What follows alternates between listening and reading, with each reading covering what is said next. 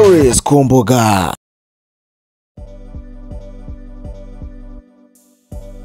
Hello once again, this is the Kababla, of course, as usual ni Chisha Mache. This is Stories ku mbuga.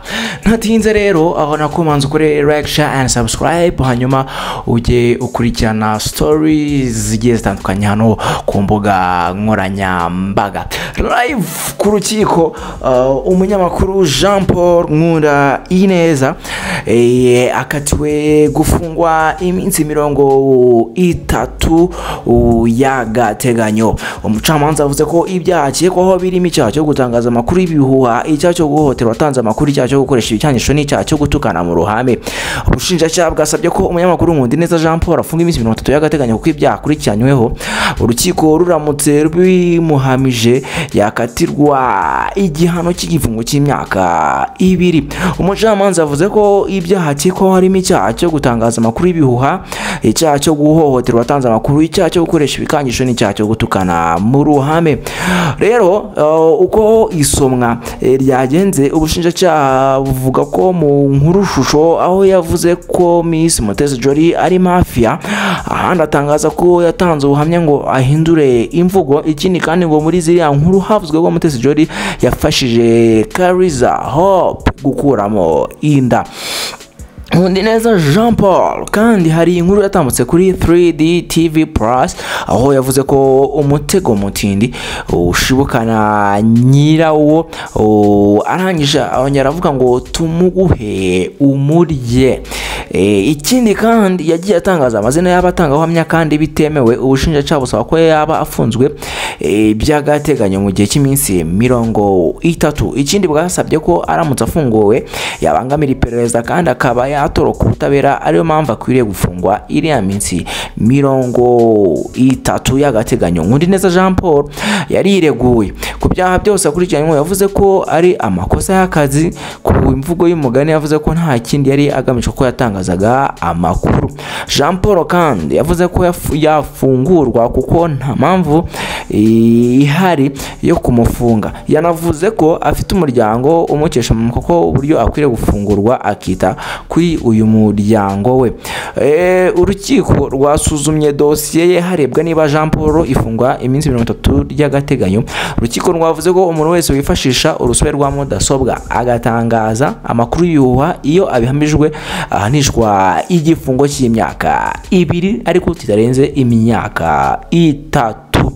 Jean Paul Nkundineza yakoze ibiganiro atangaza amakuru y'ibihuha. Yavuze ko ibyaha byakozwe na Mutesi Jolly yabisimbutse ahubwo biregwa Jean Paul ngo yari azi neza ko ibyo atangaje ari ibihuha. Jean Paul anavuze ko Miss Jolly yakoze ubukangurambaga ku bakobwa bitabiriye Miss Rwanda mu bihe bitandukanye ngo bashinje aka Ishimwe Dieudonné wayoboraga nyine Rwanda Inspiration Backup yari yafashe Miss Rwanda kuva muri 2014. Mu buhamya bwatanzwe na Mutesi Jolly avuga ko biriya byose byatangajwe na Jean Paul byamuteje agaciro muri societe. Maître Ibambe Jean Paul yabwiye urukiko ko biriya byose byakozwe na Jean Paul ari amakosa y'umwuga kandi nta hantu ubushinjacyaha bwagaragajwe ko ibyatangajwe na Jean Paul ari ibihuha. Ubushinjacyaha buvuga ko wahohotewe yagannye inzego zibishinzwe kuko ibyo yakoze bigize icyaha. Ikindi kandi ngo hari aho Jean Paul asabye Mutesi Jolly kujya kumurega muri iki kiganiro. Hari aho yavuze ati Mutesi Jolly nushaka ugiye kundega. Nkundineza yavuze Nkundineza Jean Paul ngo ntabwo yahakanye ko yatangaje inkuru z'ibihuha, bivuze ko yakoraga ibyo azi. Urwego rw'abanyamakuru rwigenzura si urukiko, ariyo mpamvu kuba umunyamakuru yakora ibyiza icyaha agomba kubiryozwa. Urukiko rwavuze ko urwego rwigenzura rw'abanyamakuru babwiye Jean Paul kugana inkiko mu gihe yahohotewe kuko abanyarwanda bose barangana.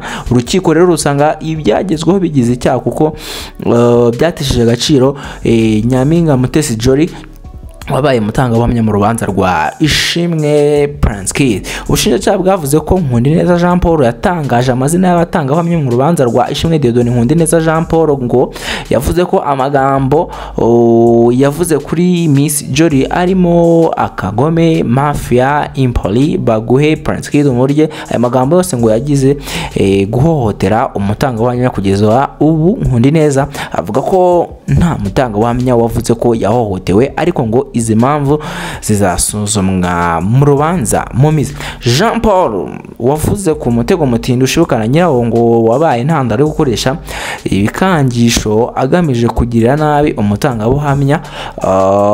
Uyu mugari rero urukiko rusanga bigoye kumenya neza nimba hano yaragamije ibikangisho. Urukiko rero rusanga nta mpamvu zari zo gukekwaho ibikangisho, ariko rusanga impamvu yo gukekaho gutangaza amakuru y'ibihuha no kubangamira abatangabuhamya n'icyaha cyo gutukana mu ruhame. Rwemeje ko afungwa iminsi 30 y'agateganyo muri gereza.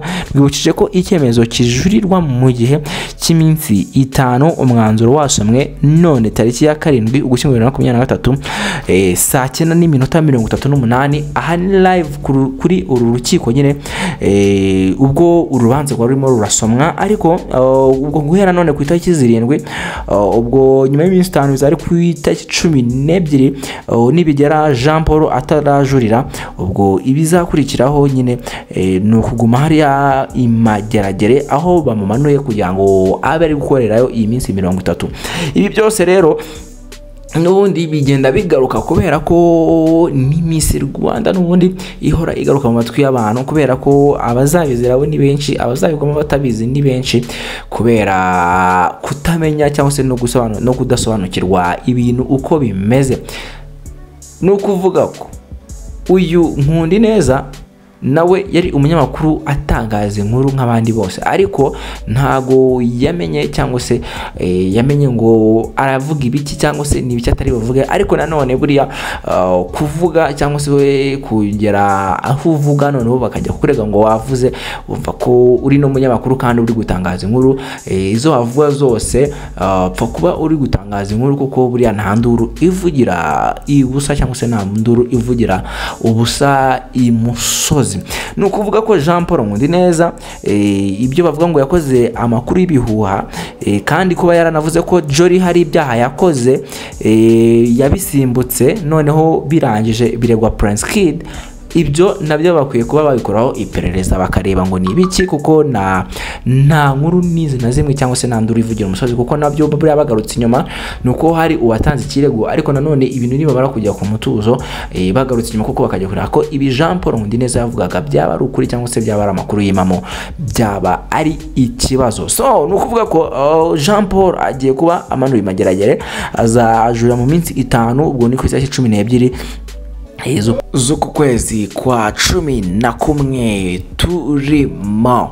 Ubwo ibintu byinshi isomwa ry'urubanza rirangiye mu minota 16 ishize. Twari live ku rukiko aho hari gusomwa urubanza rwa Jean Paul Nkundineza kugeza ku rungu bumaze gukatirwa iminsi 30 y'agateganyo hariya imageragere. This is the Cat Babla. I go by the name of Shamachi. Mukomeze mukore like, share and subscribe to YouTube every day, every single moment. Njewe naricisha makea. Nimwibagirwe gukora follow kuri platform zose zanjye arizo Instagram, Twitter ndetse na TikTok, aho tugenda tubana every day nyine every single moment kuri stories komboga zigiye zitandukanye. Hasta la vista, Imana ibarinde ibahe amafaranga, kandi mujye mwibuka no gushyira hasi amavuge ngo alhamdulillah, kuko uriya gushimira ibyagenze neza n'ibitagenze neza birafasha. Hasta la vista.